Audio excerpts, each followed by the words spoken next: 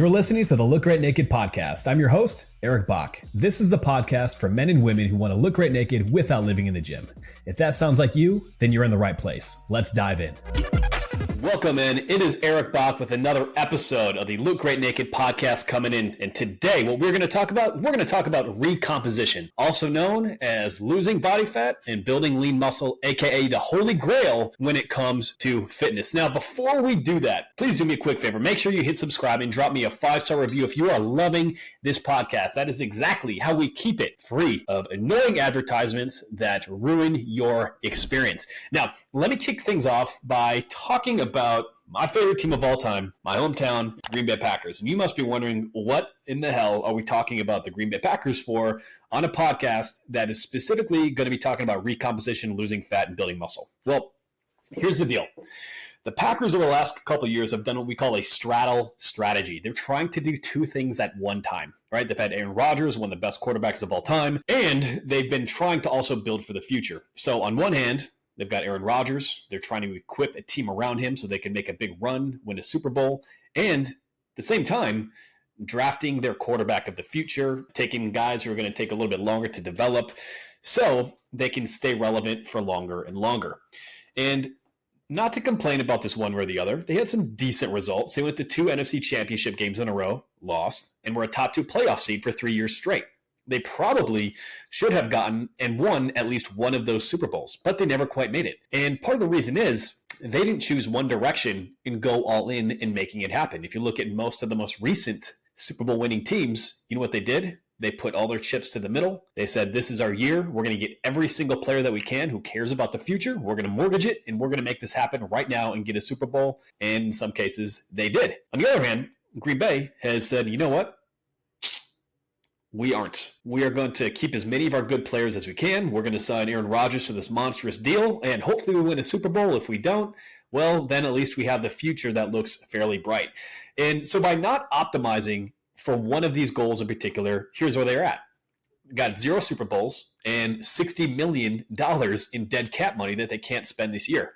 And so you might be wondering, what does this have to do with losing fat and building lean muscle? Well, recomposition is effectively straddling 2 strategies at once. When you're trying to recomp, building muscle and losing fat at the same time, you're not going to optimally lose body fat, and you're not going to optimally build muscle either. So the big thing to understand here is your progress in both directions is going to be a little bit slower, unless you master the 5 steps that I'm about to show you when it comes to recomposition. And today we're going to talk specifically about the training side of things.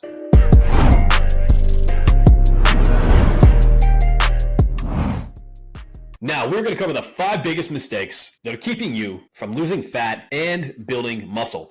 Mistake number 1 is picking the wrong workout training split. The worst thing you can do is be really inconsistent and never completing workout programs. And unfortunately, this is the vast majority of people. They find workouts on the internet, they pick and choose random different things together, throw that shit together in a mix, and hopefully it works. Next week, they find some new chest exercise, some new lower body exercise. They didn't really track their workout the previous week, so then they just throw this in the mix, and hopefully that is the next thing that helps them have more gains. The majority of people spin their wheels for months, if not years, just throwing random stuff together on the internet and hoping it's going to help them lose body fat and building lean muscle. Think of it this way. Let's imagine that you are teaching a course in whatever vocation is excellent for you. Now, if you're going to try to teach a group of 20 people how to do exactly what you do, and you had no rhyme and no reason, just threw stuff at the wall, it might make a little bit of sense to you, but people would have no idea what the heck is actually going on or how to build skills that stack on top of each other and become proficient at whatever you're trying to teach. Well, a lot of people have this approach when it comes to their body. It's whatever seems interesting, whatever seems fun, whatever worked 10, 15 years ago, and hoping that it applies now.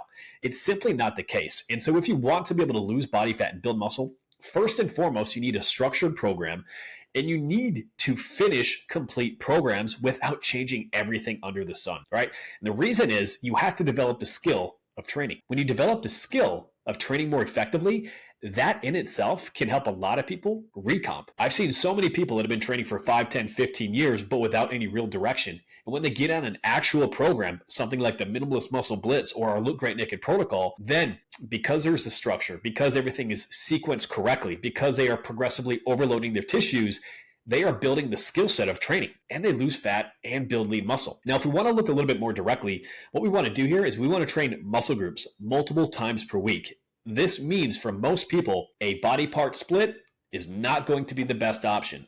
The best option for the vast majority of people when it comes to recomping is going to be an upper-lower training split. And so what does this look like? Let's say you're training 4 days a week for 45 minutes. An upper-lower training split would have one day, upper body, next day, lower body, upper, lower. Say Monday, Tuesday, Thursday, Friday. An upper body workout, the first one, this could look like this. Ready? Get your notes out. Incline dumbbell bench press, 4 sets of 6 to 8 reps. Single arm dumbbell overhead press to hit your shoulders, 4 sets of 8 to 10 reps. Single arm dumbbell row, 4 sets of 6 to 8 reps. Chin up or a lat pull down, 4 sets of 8 to 10 reps. And then finally, let's hit one isolation exercise. We'll hit your biceps today. That will be an incline dumbbell biceps curl, 3 times 12 to 15 reps. That would be your first day. Your next day, lower body, okay? What we're gonna do here is we're gonna hit more of a quad-focused workout on the first one. And so in this workout, here's what it's gonna look like. It's gonna be a squat variation of your choice. It could be a front squat, back squat, or box squat. We're gonna go 4 sets, 6 to 8 reps. Second exercise, a single leg dumbbell Romanian deadlift, hit the posterior chain, build stability, build your body from the ground up. 4 sets, 8 to 10 reps. Third exercise, a dumbbell Bulgarian split squat. I'm sorry, you're going to hate me. 4 sets, 8 to 10 reps. Fourth exercise, a stability ball leg curl or a machine leg curl. And then finally, we're going to finish out with a leg extension, some isolation work to bring out those quads. Boom. First 2 workouts are right there. Now, the second one, what we're going to do, or the second time around, we're just going to switch some of those main core exercises with similar movement patterns. So an upper body workout could look as follows. You could have something like a cable row to get started. Second exercise could be a cable chest press. Third exercise, again, keeping set rep schemes very similar, could be a 75-degree incline dumbbell bench press. And then the fourth exercise could be a chest-supported dumbbell row because we hit biceps on that first upper body day. Now we're going to hit an isolation exercise for your triceps. Awesome. Cable tricep pushdown, 3 sets, 12 to 15 reps. Finally, that last day of the week, that second lower body session, because that first one was quad dominant, now we're going to go posterior chain dominant. So the first exercise, a barbell Romanian deadlift. Second exercise, a dumbbell goblet squat or a leg press. Third exercise, we'll go back and we'll hit another posterior chain exercise. It could be a hip thrust, a kettlebell swing, something specific for the glutes. Fourth exercise, we're going to hit another lunge pattern. You're going to do a dumbbell reverse lunge. Then the fourth exercise, hey, let's have a little bit of fun here. Let's do some bike intervals. You're going to go 10 seconds hard, 50 seconds off. You're going to do that for 10 minutes straight, and then there's some conditioning and individual work for you.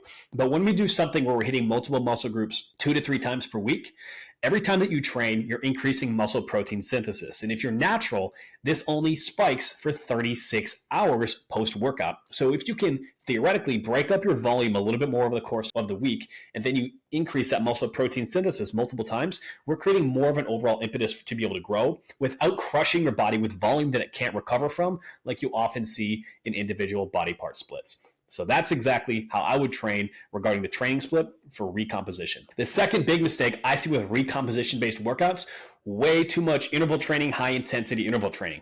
Now, a lot of people will say, you know what, I want to lose body fat, so the first thing I'm going to do is increase cardio because I'm going to burn more calories.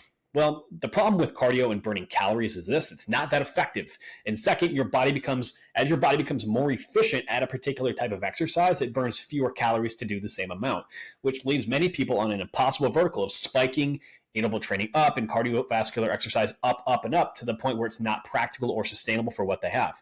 In addition, when you dramatically increase cardio, specifically stuff with higher intensity, you're also going to increase overall stress on the body. You're going to increase appetite. You're going to have slower recovery from the weight training workouts that are really the most important aspect for transforming your physique.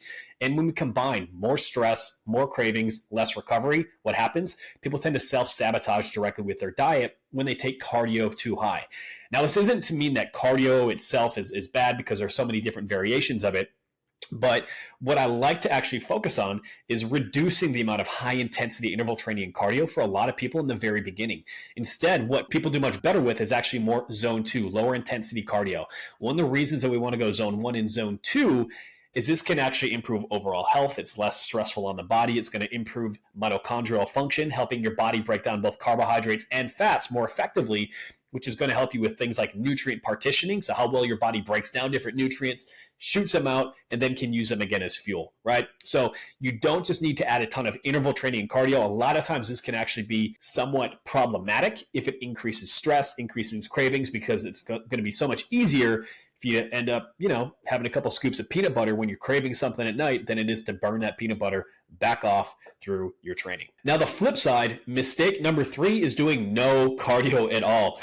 This was a huge kind of battle for years. The fitness industry is so bizarre, right? It just goes in these fucking cycles of this thing is in, this thing is out. Right? Cardio's in, cardio's out. Bodybuilding style training is in, bodybuilding style training is out. High volume training is in, high volume training is out. Carnivore is in, carnivore is out, right? It just runs in these infinite cycles. And if you're around long enough, you can really start to see what works, what doesn't, and what's marketing bullshit that makes everything else really fucking confusing. Anyway, that aside, problem number 3 is doing no cardio at all. And battle here is, listen, cardio is incredibly important for overall health and longevity. In fact, almost nothing matches up to your VO2 max. It's the max amount of oxygen your body can consume and use at the cellular level for longevity than the VO2 max. Muscular strength, also very important. But your ability to be cardiovascularly fit is crucial across the board. However, when it comes to body composition, it's always crucial to remember, if you want to lose fat and you want to build muscle, that weight training is the entree, cardiovascular exercise is your appetizer. It's not the main draw here, right? And so what I like to do is break up cardiovascular exercise when you're trying to lose fat and build muscle into simple tiers. The first tier is getting to 8,000 to 10,000 steps per day. This is going to be crucial because when you're getting those steps up, it's going to help you just stay in a line, more active throughout the day. This is going to be good for fat loss. And when you consider that the average American gets 4,000 to 5,000 steps per day, which is below 7,000 to 8,000, which is kind of the baseline amount you should be looking for to receive health benefits, well, no wonder, right? Because if we skip this step and just add a bunch of high intensity work in there, well, our bodies still are not that active overall. And because we don't have a baseline level of activity and fitness, your body is going to struggle to actually recover and maximize the work put in with those higher intensity measures. So work your way up to 8,000 to 10,000 steps per day. Some of the basic recommendations I have for my clients would be go for 3 10 to 15 minute walks, one for breakfast around sunrise, one after lunch, and one after dinner. This is a great way in the morning to wake your body up and set your circadian rhythm for better sleep. At lunch and after dinner, it's a great way to sneak some activity into your day when you're starting to feel lethargic. And it can actually improve postprandial insulin sensitivity. So how well your body's actually taking the carbohydrates, the food that you're consuming, and breaking it up and digesting it and using it as fuel. All right. So this is a very simple way to improve nutrient partitioning, but also burn a few more calories, improve overall health and mental wellness. One of the best things that we've done as a family is actually in the evening is go for walks as a family.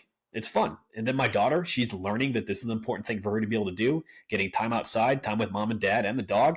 It's an excellent thing you can do as a family. So get those 8,000 to 10,000 steps first. Try adding walks, breakfast, lunch, and dinner. That'll be a great foundational thing to get started. Now, let's say you're following a recomposition training program. You're getting those 8,000 to 10,000 steps, and you have the time and you want to ramp it up a little bit. The second thing I would focus on here is what we call zone 2 cardio. So zone 2 cardio, just above zone 1, below zone 3. And essentially what zone 2 is, this is an intensity where it's a little bit high, but it's low enough where you can still hold a conversation like this. It's more or less the amount of oxygen your body can consume before it jumps into what we call anaerobic metabolism and fatigue starts to build up. Lactate can, start to build up directly in our legs and fatigue sets in.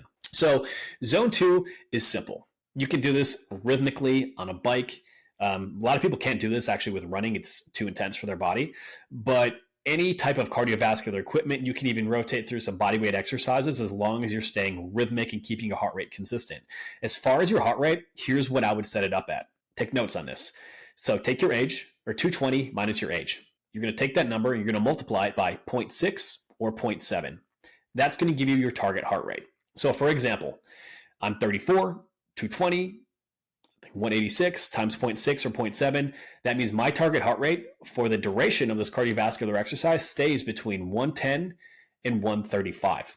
Cardio tends to get lumped into just cardio or high intensity interval training, but we want to stay low enough here where we can maintain this output anywhere from 20 to 40 minutes twice per week. And again, the very simple test here is if you're doing this activity, you should be able to breathe through your nose and or maintain a conversation at the same point. Interestingly enough, there was a test back, this is way back, in exercise physiology class back in good old UW Eau Claire, but the talk test. If you cannot hold a conversation when you talk, you're above what we call that anaerobic threshold, and your activity is actually verging into high intensity. So a good way to see if you're training at a low enough intensity to achieve the benefits of that zone 2 cardio are to be able to hold a conversation while you're doing that exercise, right? And again, one thing that's important to understand here is when you do that zone 2 work, when you keep the intensity low enough, it's crucial because it's going to allow your body to recover quicker. It's going to teach it to use fuel substrates from the food that you're eating more effectively. It's going to allow you to recover quicker between sets. And then when you start to add in things like high intensity interval training, that heart rate, after you spike it by going all out, it's actually going to be able to recover and come back down so you can continue to actually perform at, say, a zone 4, zone 5 with your cardiovascular exercise. A lot of people jump right into high intensity interval training, but they have actually no baseline of cardio in the first place. And so they go out, they train intense, and then they're absolutely fucking smoked after 1 or 2 intervals, and then they can't actually maintain the high intensity interval training, and it's just the same as staying in like zone 3, like when you're jogging, right? So it's important to build that foundation. But let's say you're advanced now. Okay, you've got tier 1, you've got your steps. You've got tier 2, you've got your zone 2 cardio. Now, like, hey, let's ramp this thing up. Well, first, what I would recommend is check out Look Great Naked podcast number 9 with my guy, Jason Brown. He does an incredible job breaking down different cardiovascular training zones and his conjugate training method, which helps you build muscle and strength while improving overall conditioning and cardiovascular function. So make sure you check that one out. But when we want to start getting some high intensity interval training, here are some baseline recommendations. So 1 to 2 times per week. A lot of times I'll replace one of the zone 2 days with the higher intensity day. So we're going to hit zone 4. That's going to be 80 to 90% of your heart rate. So calculate those numbers again, like I showed you. And really here, it's going to be 15 to 20 minutes total work, and you're going to do 30 to 60 seconds of intervals. So here's exactly what this could look like. You could set up an every minute on the minute type circuit. So you could do 30 seconds of step ups, 30 seconds of TRX rows, 30 seconds of kettlebell snatches, and 30 seconds on an air bike, and then you rest on the 5th minute. Or another option could be 30 seconds on an incline treadmill run, 30 seconds on a bodyweight exercise like a mountain climber, 30 seconds back on the air bike, 30 seconds on the rower, and then you rest 2 minutes. Basically, what we're going to be doing here, you're performing exercise at a much higher intensity, but then the rest allows you to partially recover, but the duration of the overall workout has to be a bit shorter because we're accumulating fatigue directly in those muscles. But what this can do, beyond the calories in, calories out perspective, it can teach your body to be able to perform at a higher capacity, even in states of fatigue, which is going to be crucial to continue pushing your training to the limit across the board. So to reiterate, what should you do for cardio? First, understand that cardio itself is not the main driver. It is a side dish. It's an appetizer. It is that second side of broccoli, that second side of bacon Brussels sprouts that are always so good at every fucking steakhouse that I go to. That's what this is, but it's not the steak. And the first step is get those 10,000 steps per day. Next step, add in two times of zone 2 cardio each week. Once you're here, switch out one of those zone 2 days with a high intensity interval training. Altogether, that can be 2 interval training or cardiovascular focused days in addition to your training. That's going to help you use that fuel that you're putting in your body, your food, a lot more effectively and improve overall health and exercise performance. Body recomposition mistake number 4 is training primarily for performance and not aesthetics. Now, this is a huge issue that I see particularly with former athletes. You see, when you're an athlete, a lot of times when you're training, you're just focused on lifting as heavy as you can, jumping as high as you can, executing the lift or whatever's in front of you to hit the number of reps or the weight that's on the bar. When you're training for performance, or when you're training for aesthetics, it's a little bit different. Think about it this way. Training for performance is about making heavy weight feel light. Training for aesthetics is about making lighter weights feel heavy. In other words, when you're training for performance, you're trying to have power, strength, generate as much force as you can while keeping form good, so you're safe, obviously. But when you're trying to train for aesthetics, you want to be able to feel that muscle contract. You want to be able to feel every inch of every aspect of the rep to maximize the muscle contraction, the stress that you put directly on the muscle, so you can trigger lean muscle growth. And this is an incredibly crucial component that so many people struggle with, especially when they come from an athletic background. I was no different. Shit, I wanted to power clean, squat, deadlift, all this stuff heavy all the time, but pretty soon I wondered, how come my body's not changing? The reality is you can do exercises, but the way that you execute the exercise plays a huge role in how exactly your body's going to react to it. So a couple baseline things I want you to understand. When you're primarily training for aesthetic changes, you can still have like a key performance lift. So you're trying to get stronger in a bench, squat, deadlift, press, whatever it is. Train that one for strength. But the vast majority of your work needs to be around challenging your muscles, not just setting PRs on the lift. And so what I like to focus on and how I cue my clients, both in person and online, is we're going under control. Take 2 to 4 seconds to lower that weight under control. Own every inch of every rep. Do not bounce out of the bottom. And when you're pressing up, imagine squeezing that muscle together as hard as you can. A quick example would be on a bench press, right? So you got a dumbbell bench press, you're tucking that elbow at like a 45-degree angle, which you can see directly here on camera. No bounce on the bottom. And when you come back up, you're imagining your hands are still staying a couple inches apart, but trying to squeeze your nipples, squeeze your nipples together to really fire up your pecs and get the best muscle contraction that you can at any given time. So again, there's a definitive difference between training for performance and training for physique, the way that you execute a lift. It doesn't mean that you can't improve performance or improve muscle by training in one different way. However, the way that we coach it, it's yes, let's get fired up, let's train your central nervous system and get strong with kind of our power primer lift and our key indicator lift of the day. But after that, when it comes to the aesthetics and the reps start to increase, it's all about maximizing that muscle contraction. When you maximize the power of the muscle contraction, you create so much better of a muscle building response. And as that training gets more effective, you're going to start to recruit more muscle fibers. It's going to create more soreness and actual tension directly in the muscle. And that in itself can start to change and drive some body composition changes. Recomposition training mistake number 5, changing exercises way too often. Listen, muscle confusion is a myth. You do not need to change exercises to keep your body guessing. In fact, the more you change your exercises,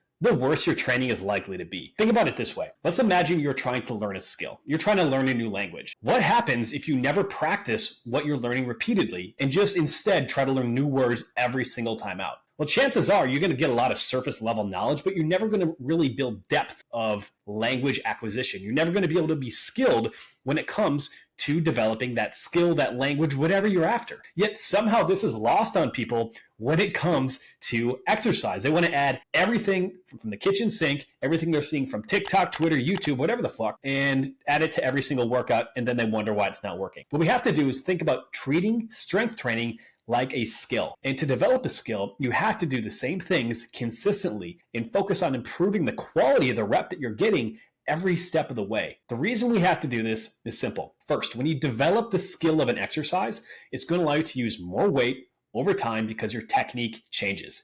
As your technique improves, as you can use more weight more time, this allows you to actually shift your focus from just doing the exercise and learning how to do it to actually connecting with your muscles. For example, when I first got started with a squat, I probably looked like a drunk baby giraffe trying to step that thing out and do an awkward ass squat with my knees going everywhere, the bar dancing, all of this stuff, right? But now when I do a squat, I can adjust very simple things.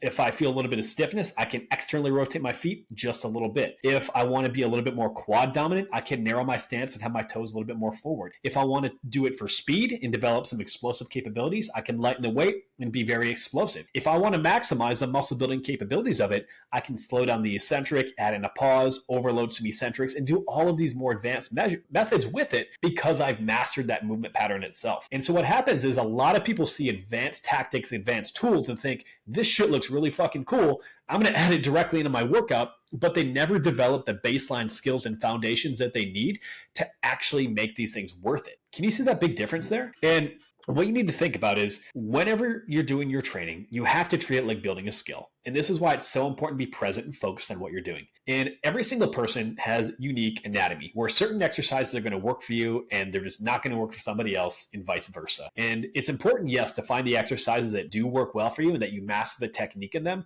and then you build the skill directly. But where most people mess up though is they just get excited. They see something new. They want to add it in. They treat exercise like it's always going to be fun, which, listen, the fun component is important, but you have to find what works first because we are after a goal. We are after a task. And generally speaking, the more you change exercises, the more exercise variations directly in a workout. First, it's probably going to be a little bit longer, but it's going to be more stressful on your body. And for the vast majority of people that I see today, especially since 2020, we're not even going to go into detail on that, more people are stressed out than ever before. Their body doesn't respond to things like it did before. They have all the signs of excess cortisol, a lot of cravings, stress, unable to stay focused on a task at hand, brain fog, self-sabotage, all of these things. And so if your training is adding more stress and you're not focused on improving the process, you're just adding stuff in and it's not working, the reality is you probably need to simplify. Because if you're changing things too often, you're not developing a skill and you're actually creating more stress on your body without creating a better muscle building response or a fat burning response. So simplify and execute. The vast majority of the workouts that I see, that I design, that the best coaches in the world design, they don't have a million exercises.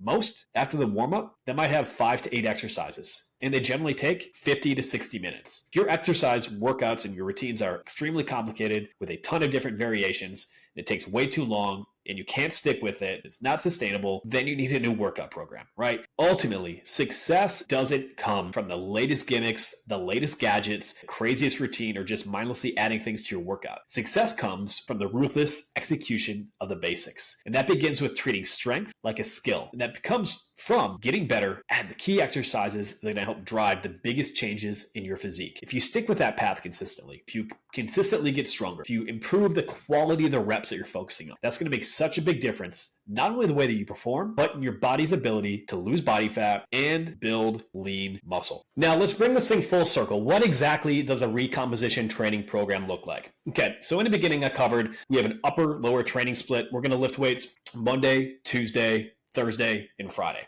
Cool. Now, let's say you've got your 10,000 steps. That's your cardio, your baseline cardio. Now you want to add some zone 2 cardio. What I would do here is on Wednesdays and Saturdays, I would add those zone 2 days. Those can be very simple. Workouts take 30 minutes tops. You're getting active and you are ready to go out the door. That way you still get a full day's worth of recovery across the board. Now, taking a step back and looking at the training itself, right?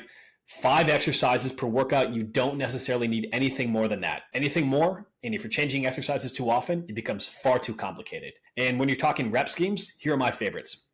5x5, 4x6, 3 times 10, 8, 6, so a descending rep scheme, or even 4x8. But the sweet spot when it comes to building strength and muscle really seems to be between 5 to 10 to 12 reps. Anything more than that, you start to tap into more local muscular endurance, and that can be fine for isolation type work.